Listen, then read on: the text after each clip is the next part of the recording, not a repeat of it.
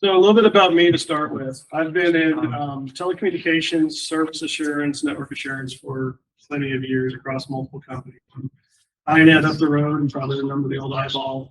We monitored SS7 networks all the way through Tektronix Communications, Viavi, and now I'm with WireX Systems. I've been here about a year. Fundamental change for me was coming out of the telecom into a broader enterprise and then focusing on cybersecurity. And so while this is IoT, and I've structured the presentation to focus on IoT a little bit, the cyber side is absolutely critical. And no matter what project you have, you're seeing massive reporting requirements being increased everywhere, critical infrastructure. Everybody, private or public, has to start having a story around cyber. And one of the things that WireX has done is introduced a better approach to network intelligence. And that's what I'm going to dig into. So I am going to try to keep it fairly short. So I'm going to give you a quick table of contents. We're going to talk about things that you guys probably already agree with based on conversations we've had in the past. The network is important. If anybody disagrees, we can go through that. Data is foundational. Good data is better than bad data. There's truth in packets, and there's a better way to access packets. So I have a longer version of this, but if you look at the history of computing from single core to multi-core to distributed systems, what we have today in terms of cloud infrastructure and microservices, the distribution and expansion is all enabled by the network. I mean, cloud was the buzzword before AI, and AI only exists because the cloud is the only thing that can bring the resources to bear. And those are completely enabled by the network. You can look at your home connection and know that your speeds are, just fundamentally different. How many of you'd like to go back to 2010 and use the internet from 2010? Just, it's changed the foundation of society in a lot of ways. So I made sure I had an IoT element on here because IoT is fundamentally enabled by the network, right? Yeah, we talked about wireless signals. We talked about a ton of different solutions. And in a lot of ways, not to be offensive, but an IoT network is kind of easier. I usually, and I'm definitely not trying to play it down, but when I talk to companies, one of the things when I look at it as an end user is, am I dealing with something with a pulse or a clock? If it's got a pulse, it's a whole lot harder to deal with. Harder to predict. I mean, what is it, PEBCAC, problem between the keyboard and the monitor? The humans will break something, right? With IoT, you're designing systems that should be more deterministic, but they're still on the network, they're still presenting themselves, and they still have to deal with security across the board. So for the idea of data is foundational, and this is not about AI. I'll touch on it, but I'm not here to preach AI. I used AI to generate a couple different presentations, and this is a Gamma website, and the two prompts I said were, number one, I truly believe AI is only as good as the data that it's fed. Garbage in, garbage out, good data in, good data out. And I'm sure during the course it'll come up quite often. The other one was digital transformation. You may not hear that as much anymore, but it was a foundation of IoT. Companies were wanting to digitize.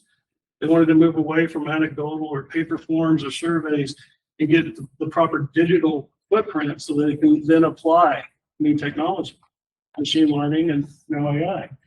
So these presentations, by no means do I want you to read all the material, but look at the headlines. They come back. I mean, this is Gamma coming back with the material saying, yeah, you've got to understand where your data came from. What's your traceability? How is it valuable? When I talked to a colleague of mine, she's an evangelist at AWS now for AI, and she said, you need to make sure you talk about bias, explainability, and traceability. Right? You have to be able to explain how that AI got to its conclusion. And you can't feed it biased data because you get biased results and you're accountable for those. So making sure that the data is got quality and is defensible. So back to the same thing. I mean, again, these presentations were, number one, if you haven't tried Gamma, I recommend it. It's amazing to see. I mean, it's at a high level, but it's quite detailed in what it will give you. The entire presentation on one sentence prompts. What's it called? Gamma.app. This isn't a thing like it's another artificial intelligence. It's an portal or it's whatever. generative, yeah. Yeah. Gamma.app. APP. I think it's APP, yeah. But Canva has one. There's several of them out there that are doing it now. But you just put one prompt in and gives you tons of good information. And as with anything, same thing I've told my kids about AI. I did not intend to talk about AI that much, but you've got to take it as a consultant. You got to take the same information and go build your own understanding. So by no means was I trying to walk through all that, but I wanted to show it. It says that AI has been trained on enough people coming and asking questions and feeding it data to tell you that data is important. It's a self-fulfilling prophecy, but it's real. So what is good data? And this is where I'm kind of steering more towards IoT and not just network. I'll get back to network. Data is the foundation. Why we're doing digital transformation is because we want to feed automation. Automation is AI, right? It's kind of evolved from machine learning into operational loops. I already talked about bias and false positives. You've got to be able to validate it. You may not have to validate it all the time, but if I plug a system in and I have a sensor that's giving me bad data, what's it going to do? Right? You know perfectly well that you could have runaway issues. You have to have fail-safes in place. You have to calibrate your devices. And so validation is a key principle that's often not considered because it's, they're looking at, well, I'm just using the logs. Logs told me that this is happening, but if the system that you're pulling logs from is bad, garbage in, garbage out. So I have a longer presentation on assessing data and how we access it and how we work with it. And in some of the previous conversations, there's a mentality of record everything, and I agree with it for the most part. But when you get into networks, recording everything becomes extremely costly. And so what I'm talking about here, and I'm not going to go through the broader detail because it takes a while to walk through the whole model, but if we look at two different types of data, and I've got some white papers on this as well. There's self-reporting and there's direct observation.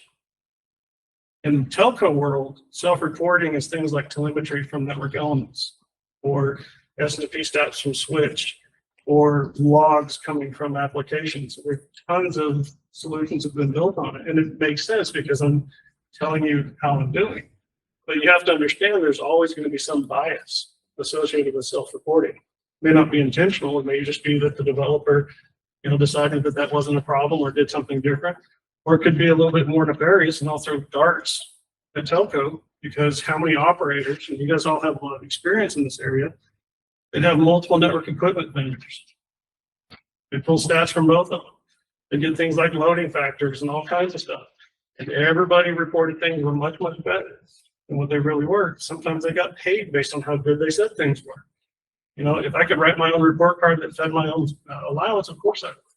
So there was a ton of stuff that, self-reporting had to be properly validated, which is where service assurance came in and started looking at the transactions, reconstructing them, and then giving profit reports. And all of a sudden, everybody came to the table saying, got to fix that. No, that was a bug.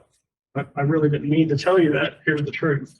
And so that's where direct observation comes in. And that means a little bit more to you guys, especially from an IoT perspective, because that's what you're doing is you're building sensors to go and measure things directly. I remember there was one a while back about a vibration sensor in a motor. And the guy said, most of the motors already have vibration sensors in them. So why would you add one on top? And the answer was because you don't have access to that vibration sensor. The motor manufacturer has it. And so there's duplicate instrumentation for the purpose of I'm not going to trust the manufacturer or he won't even give it to me. So those are the two categories. You're going to hear a little bit more about content because when you talk about pulling data, most machine learning experts, and I'm trying to go back to before AI. You hear about it a little bit now, and maybe it's in the course as well. But in machine learning, I think Walker even talked about it. A ton of your time is curating that data, cleaning it up, deduplicating it, and making sure that it's even worth it. And then bringing it into bear, you have to have that context. And in cybersecurity, the problem's even worse. And this is an area that we run into often. If I'm having to get somebody to go look at packets to figure out what's happening, I've got to have a threefold expert. I got to have somebody who knows the protocols of the network and piece it together, or use the right tools to piece it together. I've got to have somebody who understands the applications that are doing their things, or even the people who are interacting with the applications. Then I've got to have somebody who knows what the heck it means to be a security engineer. Why do I let encryption on my network? What type of encryption do I allow? What are bad practices? What is normal behavior? What's not? 3 experts in one head is kind of hard to come by. But when you deal with any source of data, you have to have that subject matter expert. It came up, right? We talked about a brick factory, right? Looking at humidity. Who's going to decide what do I need to go measure? So having a view of the data you have versus the data you need is going to be pretty critical when you're talking about the data that comes in. And then the last, well, we jump on the history. That's another area, because it's a big differentiation that we have, is everybody wants to keep all the data for as long as possible. And it couples in with data exhaust. Data exhaust used to be a much bigger term, but the de facto standard now is to record as much as you can, and we don't talk about it. We still have it, but we don't talk about it as much because it looks like you're throwing stuff away. And you try to explain to an executive, why am I throwing data away? They get mad at you, spent all this money to collect it. But the reality is you do it every day. Every time you roll up a table, every time you cut things off the history, or you have rolling buffers, it's part of every design that you have. But you have to determine, you need to make that a conscious decision of when you're throwing stuff away or not using it versus when you're trying to utilize it. And that's where the history and the granularity is. You want to get the right data for the right person at the right time. All right, so I touched on this a little bit already. And from the topic of the presentation, you can tell I'm proposing that you have an enormous amount of data already at your fingertips on the network that you're using. My history from SS7, it was really quite straightforward. Is it broken? No, I'm Okay. old SS7 guy. Oh, SS7 guy. It was easy, relative. I'm not trying to knock it down, but the information per packet and the value per packet was very, very high. We could record those and keep them around for months at the packet level. But as you start getting more data plane and user plane and mobility, the data rate went up, it became much, much more challenging. And so, understanding it, as I said earlier, getting the right experts, and protocols coming in all the time. I mean, one of the interesting things is like a lot of the fingerprinting algorithms have come from Salesforce. And you're like, well, why is that? And it's because they had the need to track endpoints for their campaigns and how they're interacting with their customers. And they said, I can do it from the network data. So the 2 options that we were left with for many, many years was the packet reporting on the left-hand side. And that was pretty straightforward. Many of you are probably familiar with Wireshark. If you're not, Bill will train you on how to use it. It's a great tool. It's free. There's millions of downloads. I don't know the exact number to tell you, but it's we've all used it to some degree.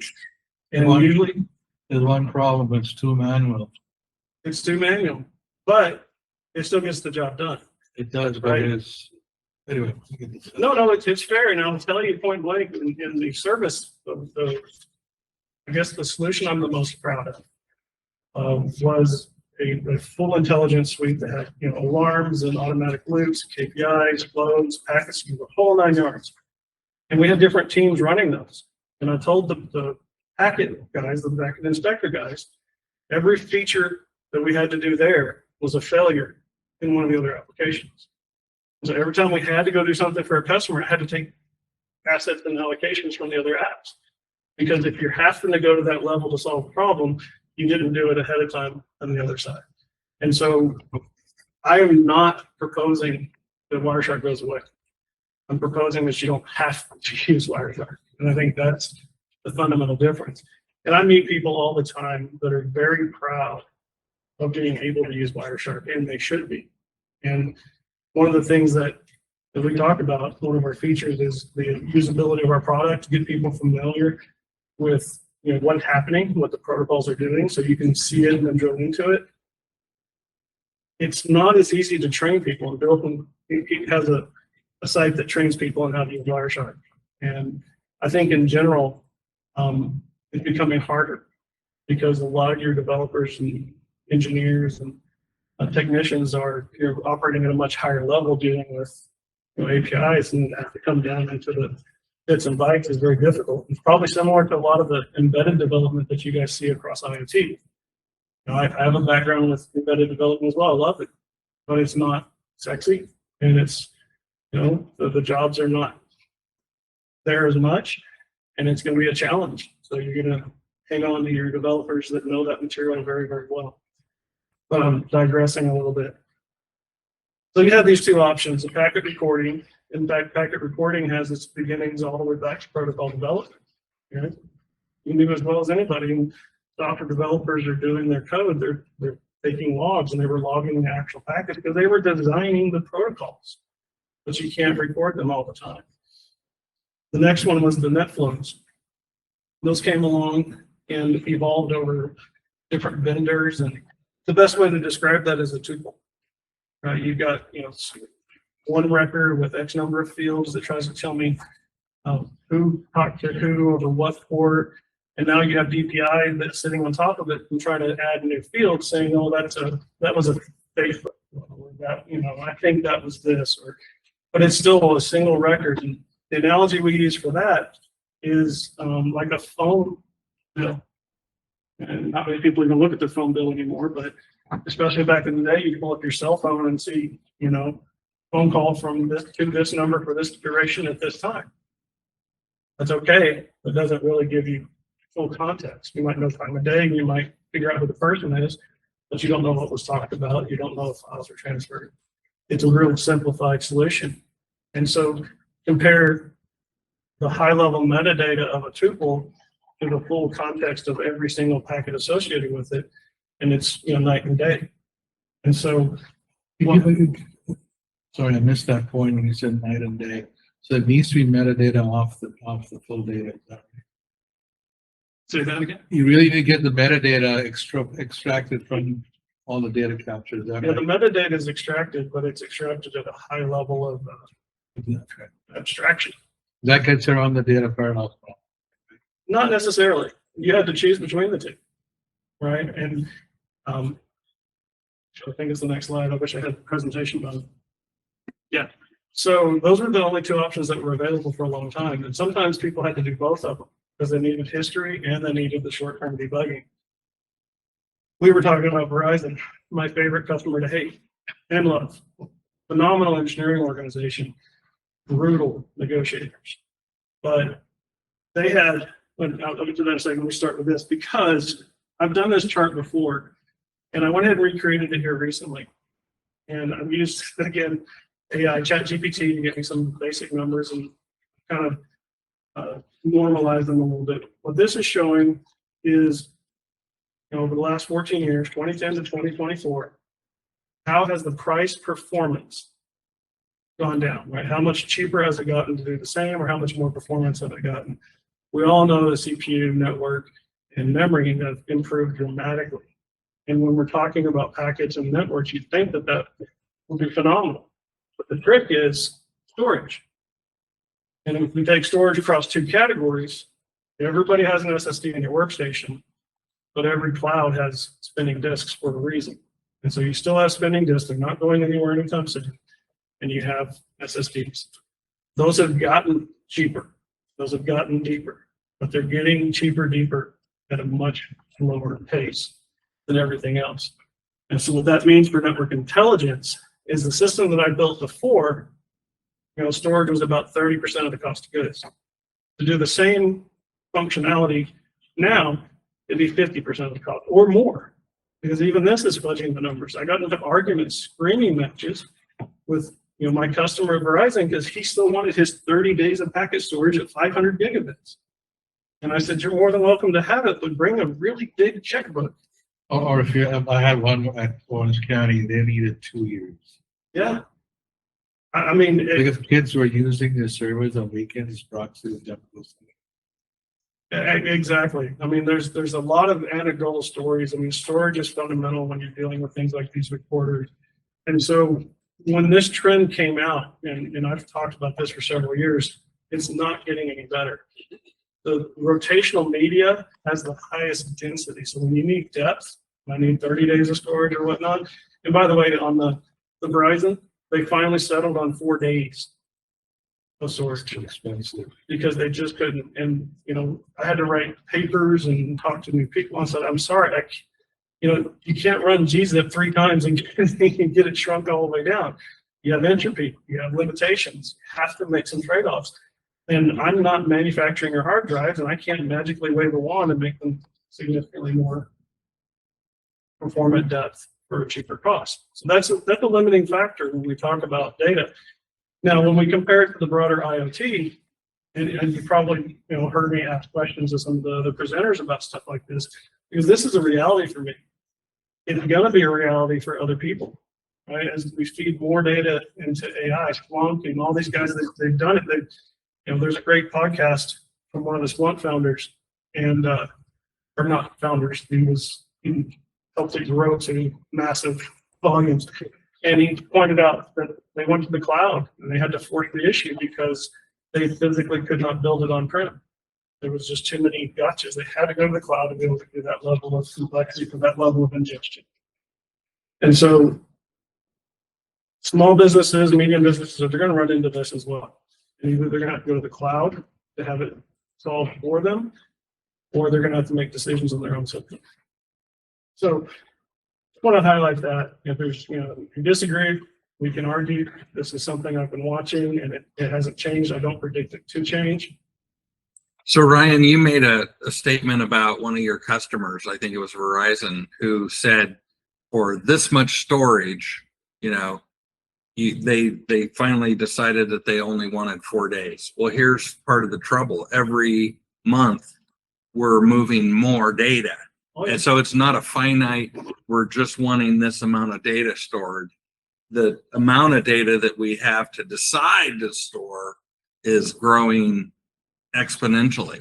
And then, yeah, it's crazy. Absolutely. When the problem is not going away. And I think there's 2 sets, right? There's on the telco side, there's a network performance side, one piece, and then the billing side, the storage is more needed on the billing side more than it does on the network side. So, that's not an aspect that I added to this presentation, but I think it's worthwhile, is when you get the data, everybody else in the organization starts coming to you like, hey, can I use that? And so when you had initial stuff being done for diagnostics or troubleshooting, right, we had tons of situations where network equipment vendors were arguing with each other, and ours was the only tool to settle the dispute and actually fix the problem. Once you had the data, you had other groups that thought, this is free to me. He already paid for it. And so now I'm going to pull all that data. Well, guess what? When I'm starting to pull data, just reading that much data, add load to a system that's already been very highly designed with this massive write load to be able to keep up with it. Or it takes too long to find it. Exactly. So there's curation and then there's management. So understanding what data is important, and it's a very complex problem when you're dealing with it at the network level. And I'm predicting that new data streams are going to have a similar problem. You're going to have to prioritize what data is important to you, which ones you keep longer, which ones you drop earlier. So from a WireX standpoint, what is it that you propose? That's it. So what we call contextual capture. Yes. Right? What this is, and I go back to my legacy systems, and I'm very proud of my legacy systems. 500 gigabit to bits. I've talked about it. Tons of drives. In fact, I know it's an anecdote. I like it because when one of my partner companies was acquired by Seagate, the CEO came in and talked to them. And I love the story because he pulled up a presentation of the periodic tables. And then they all started coloring in. And he said, we ship every one of those elements. It was like 98% of the periodic table. They were a materials company because they're dealing with so much about the physics of getting it on disk and managing it. And so the spinning media has the best depth, the most density, and it's not going to go anytime soon. So storage is absolutely critical. What we're doing with contextual capture is, in the old system, I had to take packets directly from the wire, completely stratify them, and then throw them at the disk. And we had to build systems that didn't even use file systems. In fact, we have some really nice patents on splitting them up based on which flows are more important, which details are more important, put them in different streams. And then the system had to know where the head was on the drive. Because if the head was at the end of the drive, it could actually store more because it's covering more ground as each rotation. If the head is towards the center, you have less throughput. Highly complex. You're dealing with hundreds of drives of recording everything. But that was almost a parallel path. And then we had to start processing the whole stats and metadata and so forth. What WireX did, and why I was so excited to join them, is they came in and said, the processing is the most important. Just the reality is you're not going to be able to store it. Full stop. But you need to process it. And so contextual capture touches every packet, fully processes it through the OSI model, through the application model. And we don't build a tuple. Our tuples are good, but they're not as powerful. The contextual record is a multi-dimensional JSON object, and it's actually written in English, in human readable form, to say, Ed accessed this file. This is the file name. He downloaded it here. He encrypted it and changed the name to pay me. He's a hacker. Sorry, Ed. But I wish. I hear you. But the point is, you should pull all the material out of what's happening. And so all the contextual information is being recorded in this record, and then it's compressed, indexed, and stored. So that processing is significantly cheaper than storage. It is, and it's getting cheaper, relatively, right? And so the other aspect is, and I've built hardware for a long time, and I'm proud of it. It was really fun, and I talked about being in an embedded, and it was nice. We had really massive bladed systems. I mean, really cool, but that's not where the world is. Everything is software. So what the WireX team has done is they've built this as a software appliance. And so, yeah, we can plug into things like GPUs we have an inference engine. We partner with NVIDIA on their Morpheus engine. So we use that for acceleration because that's not our expertise. We're going to use the best of breed. But everything else is all about software. And so we can split that up. Now, one of the things I'll often talk about it is an appliance, whether it's an appliance in the cloud or your colo or whatnot, because I have to lock these resources. We have to lock these resources down. The CPU has to be there. The memory has to be there because you have those packets coming in at intense rates. But I do all that processing. I create the record and then index it, and then it goes to disk locally. And that processing load is relatively consistent. Yeah. No, there's no such thing as consistency in a network. It absolutely fluctuates.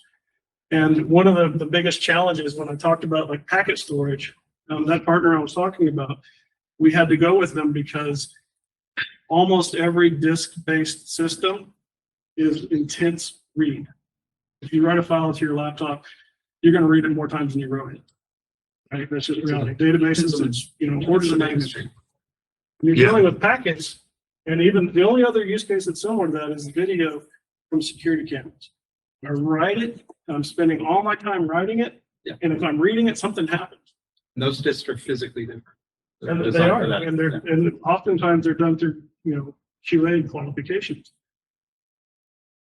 So what speeds are you handling this with the clouds less than 10 gigs and anything beyond that is when it's wired is going to 100, 500, 400 gigs.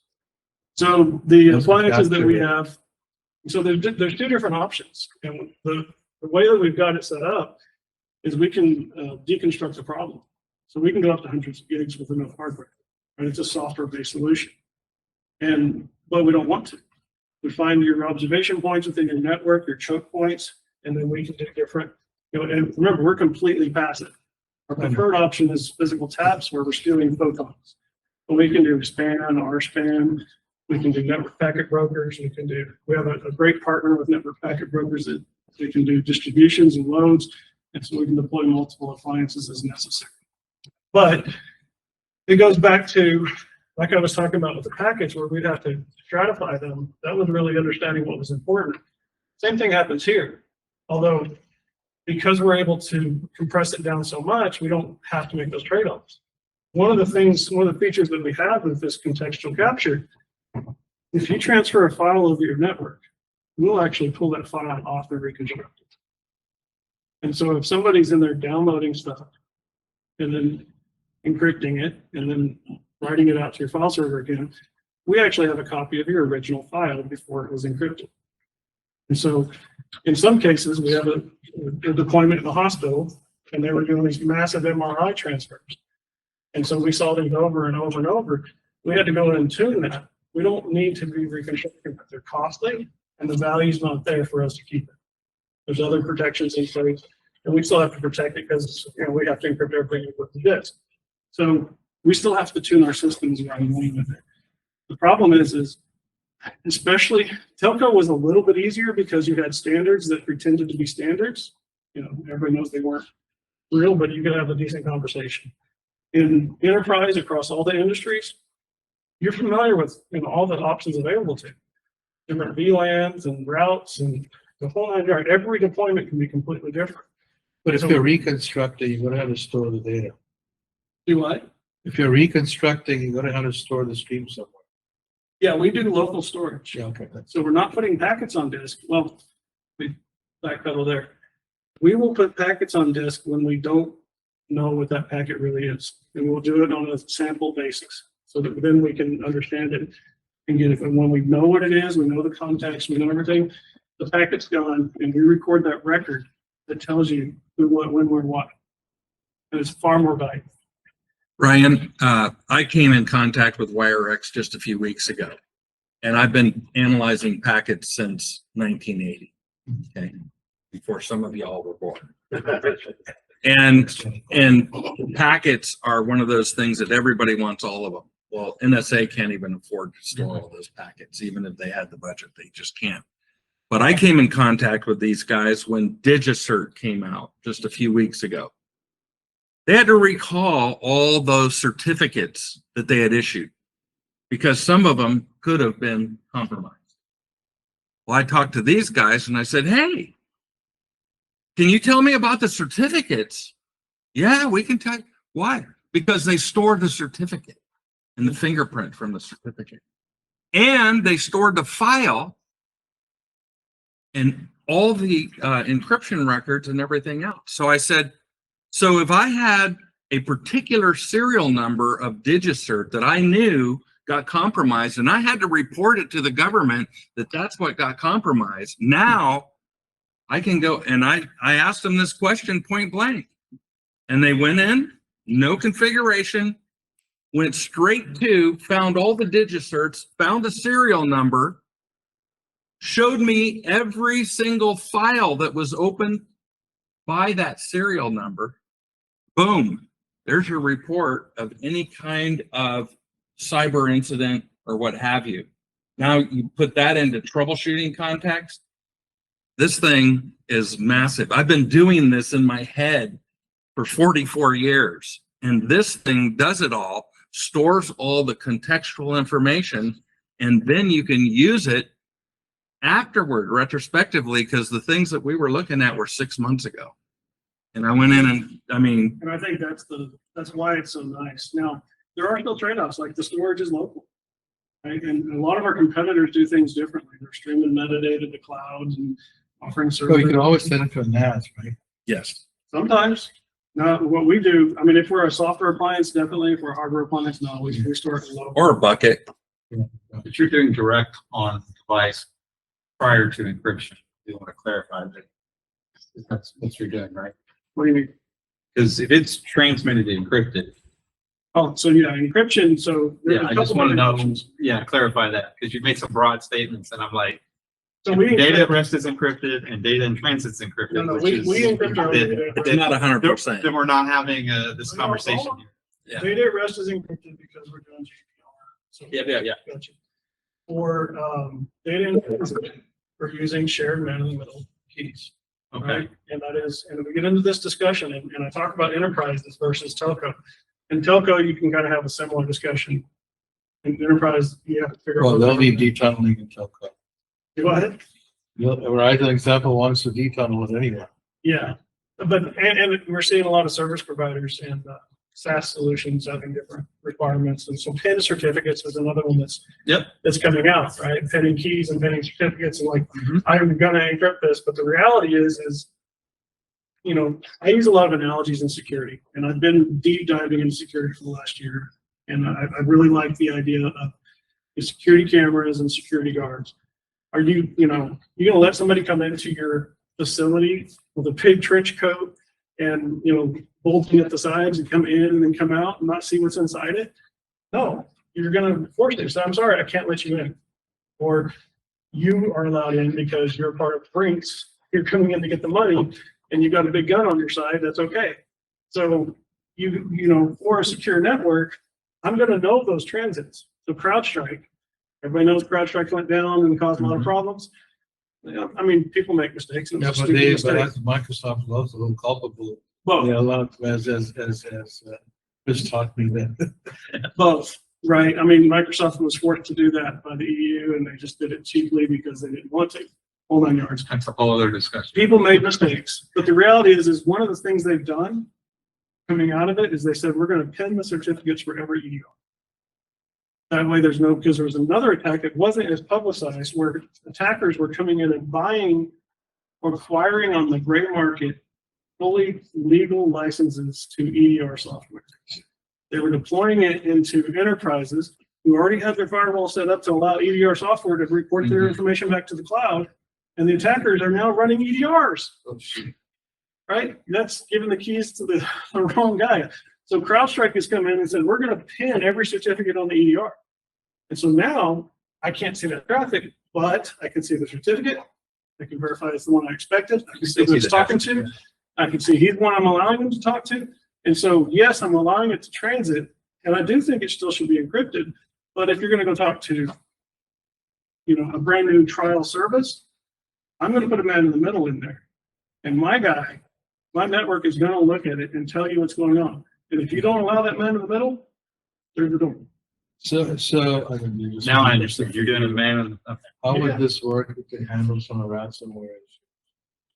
Well, first of all, ransomware gets in and starts laterally. When they pull a file that's come off of a file server, they can look at it.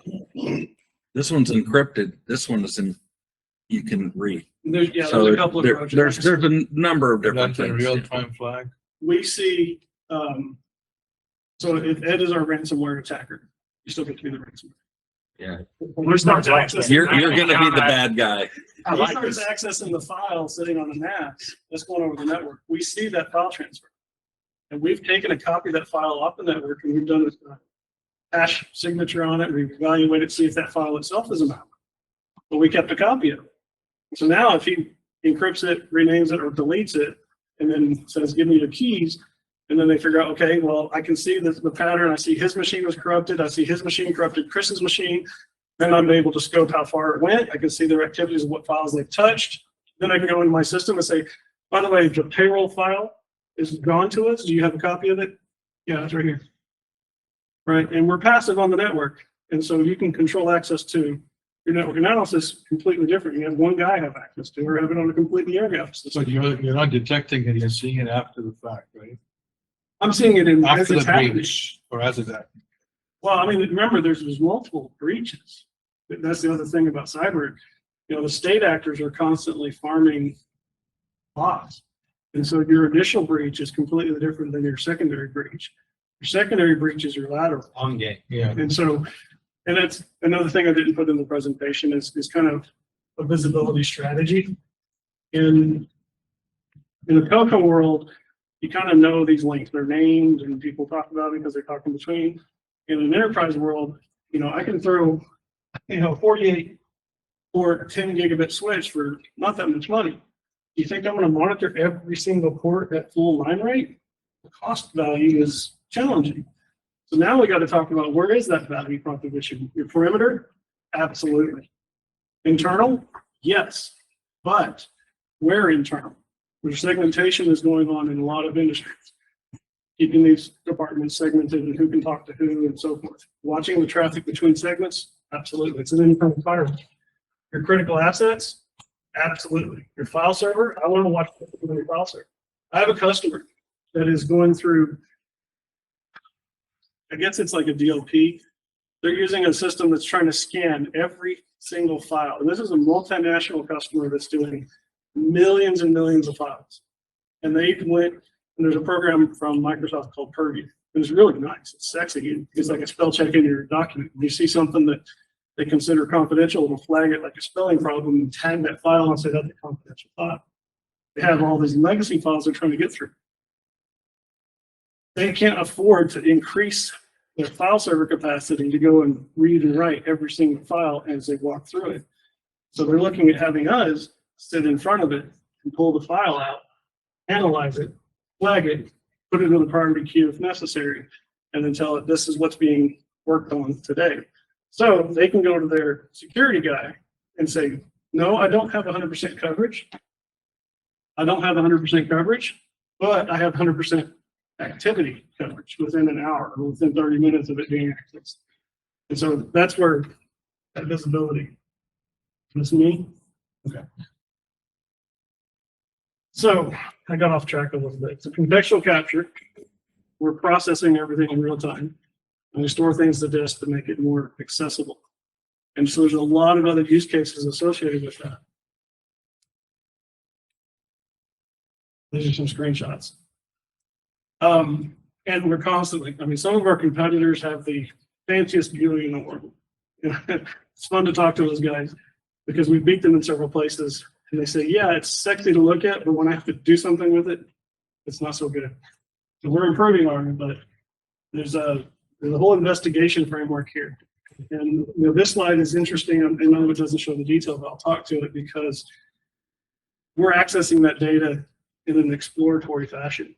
Right? An analyst can come in and literally ask, what files did Ed move in the last 30 minutes? But you said this is all available as JSON as well, right? So yes, but Okay. always a caveat. Number one, remember the storage is really critical and in depth. Mm-hmm. And I have tons of customers. We integrate with a lot of SIMs and it's neat, but I always caution customers, you don't want all the data because you'll need a really big checkbook to your SIM provider. And the SIMs are not cheap when they want to store data. And so what we're seeing is it's an interoperability. So you'll find something that's important to you right now, send those over to get alerts and do workflows and automation. But yes, every piece of data in our system is accessible via API. The API. Via API.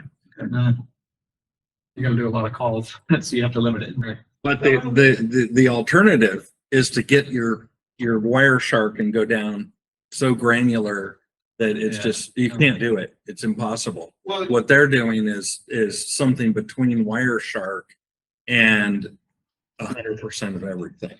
API is in the eye of the beholder. There's eye of the beholder. So we have push and pull. Okay. And so you can build a query. This is a workbench that you can come in and do simple queries of who's doing what, when, where, why. You can export it to PDF, CSVs. You can set the whole raw data out. And then you can flag it and say, I want to do this every day. Right? I have got, several customers, we've done a proof of concept, and we're like, okay, why do you have Telnet running on your network? I don't. Yes, you do. Why do you have NTP synchronizing time with Iran? I don't. Yes, you do. And they're like, okay, so things like that happen. They do the query and they kick it off, and it automatically feeds them until they've dealt with every one of those instances. And then after a period of time, they're comfortable it's not happening. They'll reduce the check period and move on. And sometimes they'll do it as an immediate detection and say, if I ever see SMB version 1, send me an alert immediately. So you're interacting with the data. Are you building a library of documents, or you just running a query to see it? Where We have a lot of pre-built queries, and we map them to a lot of the different frameworks. This is where I'm a little overwhelmed in some of that coming into security, but we got NIST, we got FFEIC with the banks. Sersha is a big one, CMMC with the military contractors. Everybody's got, a piece that they need to fill out their compliance reports and stuff like that. And so we have a ton of pre-built queries, and we're constantly adding more.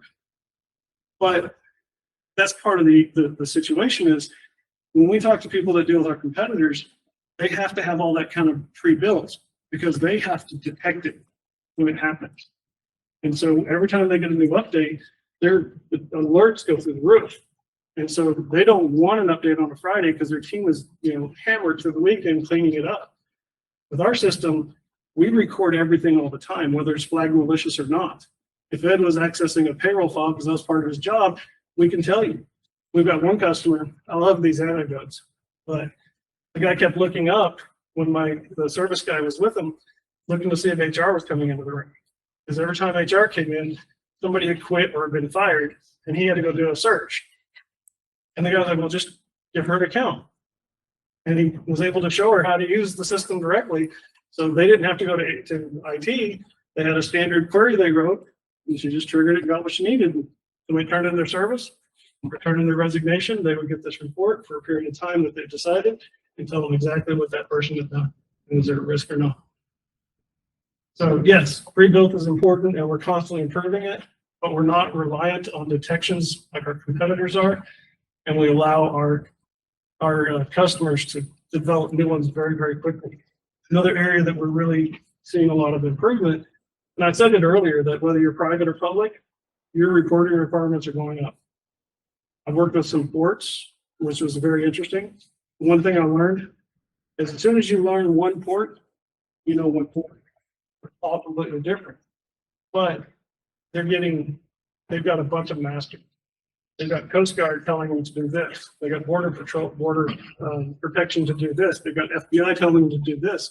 They've got Maritime Information ISAC telling them to do this. They've got National Transportation Board telling them to do this. They've got local counties telling them to do this. They're pulled in 15 directions. So when they have an event, they spend enormous calories just filling out the paperwork. Coast Guard back a couple months ago made an edict that every port has to have a CISO, not a CISO, a CISO, cyber security officer, and he has to be named, just like every port has to have an actual physical security officer. And so that when something happens, they've got somebody to blame. So the reporting side is absolutely going to be increased. So Ryan, do you calculate WireX to be how the network space? Is it cybersecurity or is it something else from a network standpoint? And the second question I have following that, who do you see as the competition? So we are seeing a whole lot more interest in cybersecurity, and there's a lot more differentiation there. There's a lot of cybersecurity players out there. There are, and that's been a learning exercise for me. And I've fought for budgets with different products before, but we've usually gone head to head. And in this environment, we see more opportunity in cyber. But I will say that the adjacencies are pretty clear too. And we have one that does like validation of segmentation. Like you can use my tool. If you've got a nice big flat network and you realize you want to segment it, there's people that come in and consult with you and you can write big checks for it. My tool, you can build some what ifs, right? You can give me a model of I think that you guys should be in this segment and you guys should be in this segment. If I set them up that way, what would the communication look like? And I can build the diagrams and show you, yeah, you really should put, DHCP over here and NTP over here so you're not having to crosstalk and, what your exceptions are going to look like. And so that's not a primary use case, but the data is there. Now, I know that sounds eerily similar to what I said earlier about telcos. I already had packets and now I've got 15 people wanting to access it, but I'm dealing with much denser information. So if somebody's looking at you, what's the reason they're going to buy it? They would want your system versus like a NetScout or somebody else like that. So the primary differentiation, and I worked at NetScout, I worked at Viavi, Right. I worked at all those guys in package flows, even ExtraHop. ExtraHop is one that we would consider a primary competitor. They started in PM. They record packets, Yeah. and then they pivoted. And they sold for a nice pretty penny because they had a nice security multiplier. They did flow records, and then they did metadata. And unfortunately, they're sitting on it today doing all three of them, right? And so it's nice that they have that expertise, but they're level meta. That's not just the flow tuples. they're doing minimal extractions, things like Suricata or Zeek, which are good, but they're orders of magnitude less. I've got some analysis that I'm not done with yet, but just the sheer number of information elements, we're 10 times what a Zeek system does. Not even, you know, like a Corelight or a dark trace or a Vectra that's similar to those. So you really put just WireX more on the security side than, That's our lead, okay, got it. right? It's not only security, but that's our lead. That's where the pain points are right now. And that's where we differentiate the And most. because you can, you have more data than anybody else in a more compact form, and give them the information they need. The biggest problem really is the breach of ransomware.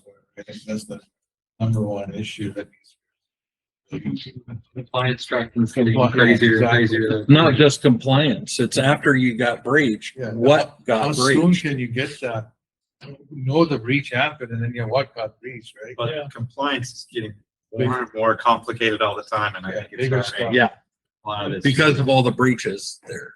But they don't even know The new what, specs and requirements. that are along those lines, do they even know what the compliance should be? Well, and you know, I'll go back in Another time. discussion. And, you know, EDRs became extremely important because they were able to demonstrate value.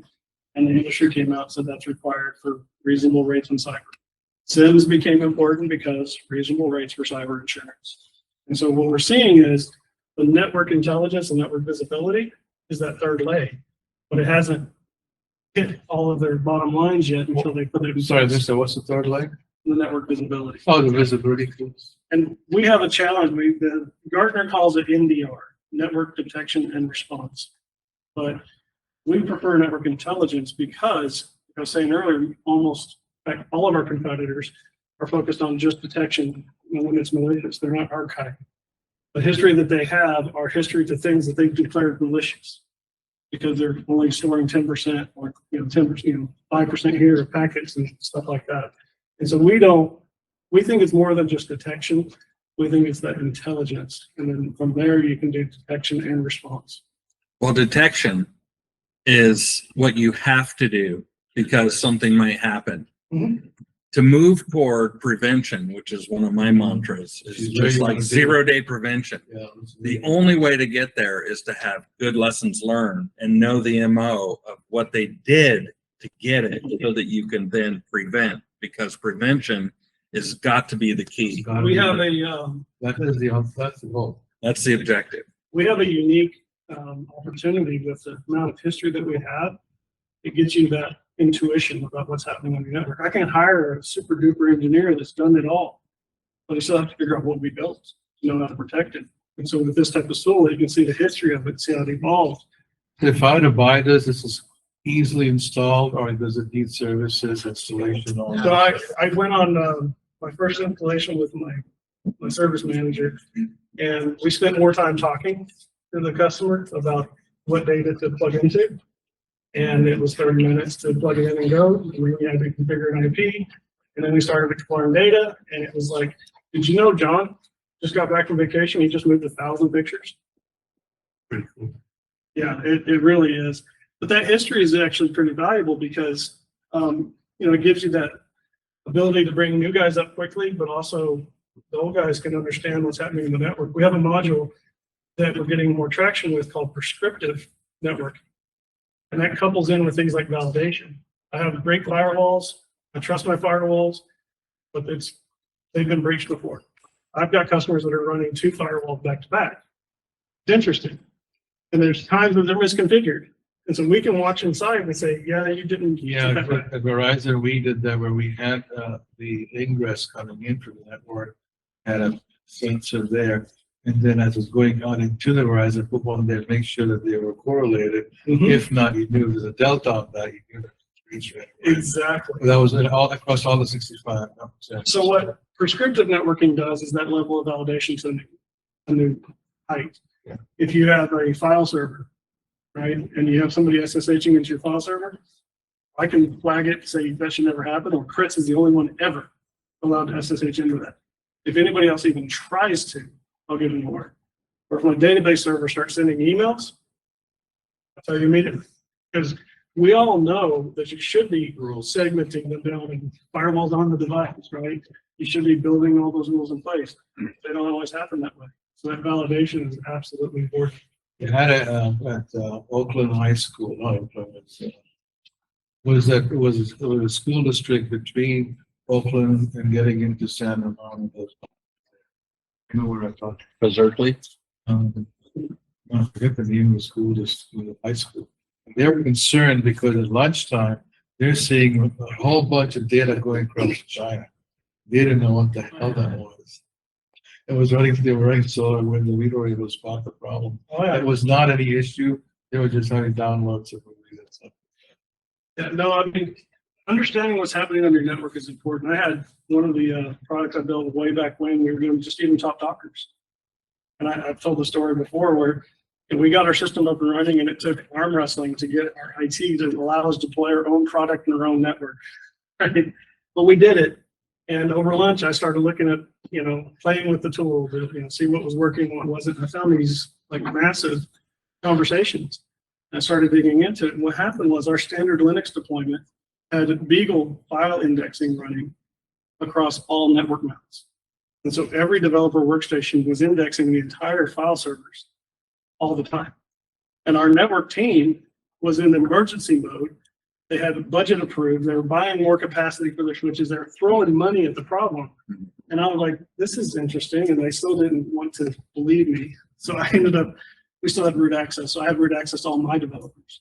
And so I started at lunch every day over a month. I go find the top 10 doctors in the last day and go into the machine, just uninstall that indexer.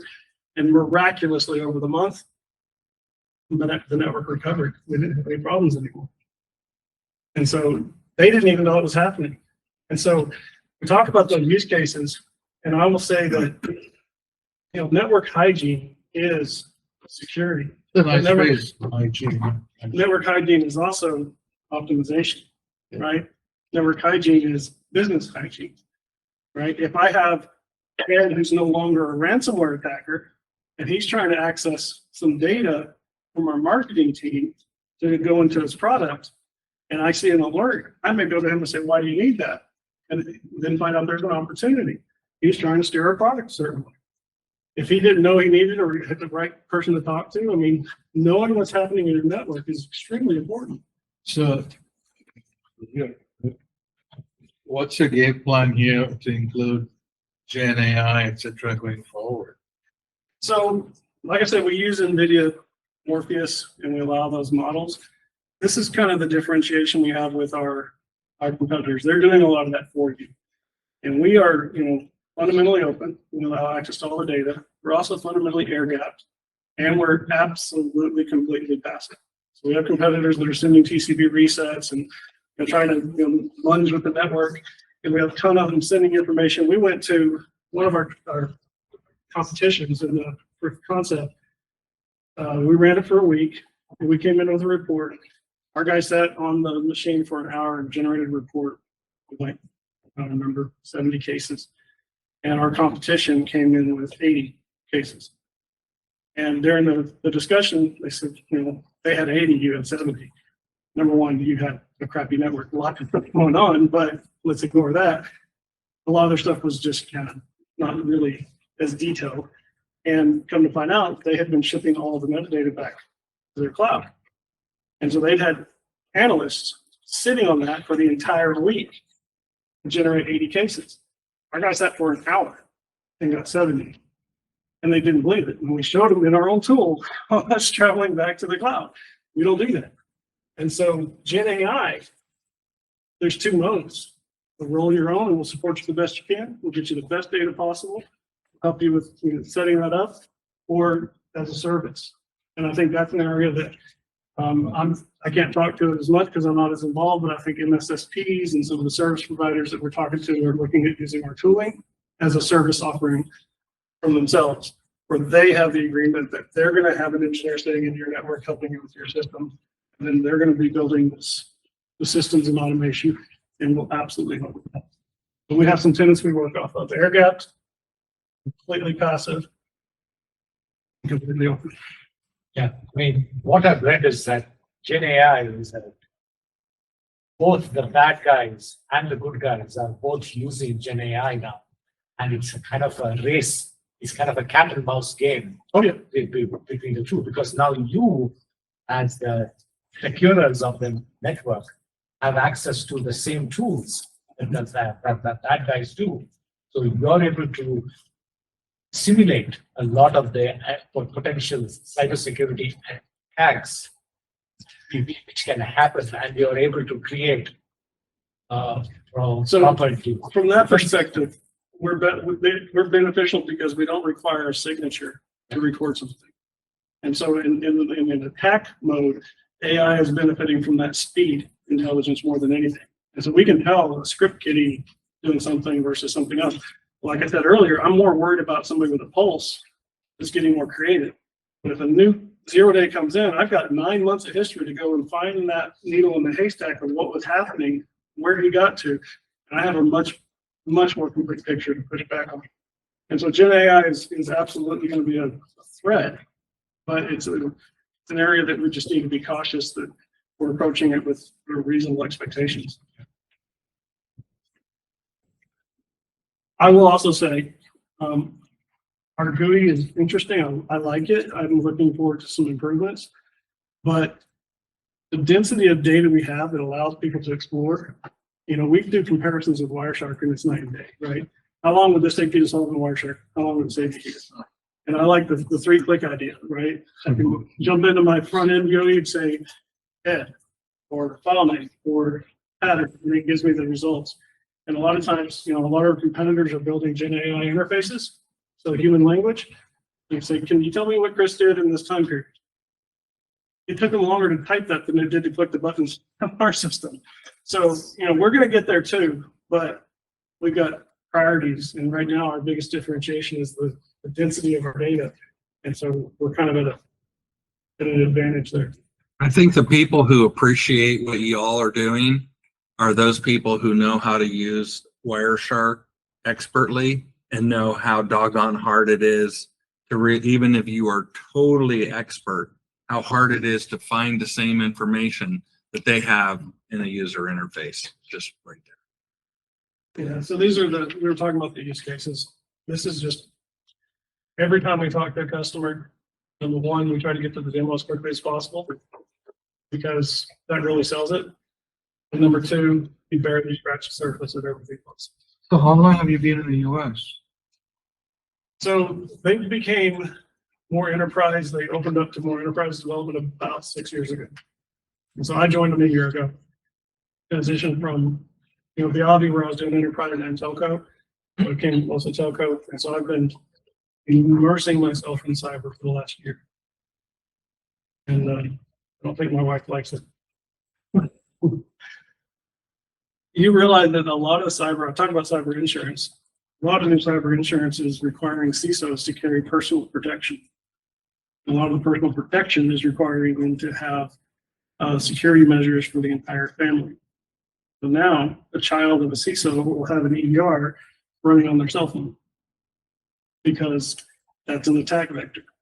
If I can compromise this child, then his dad or mom, who's a multi-billion dollar corporation CISO, they have leverage to go get something.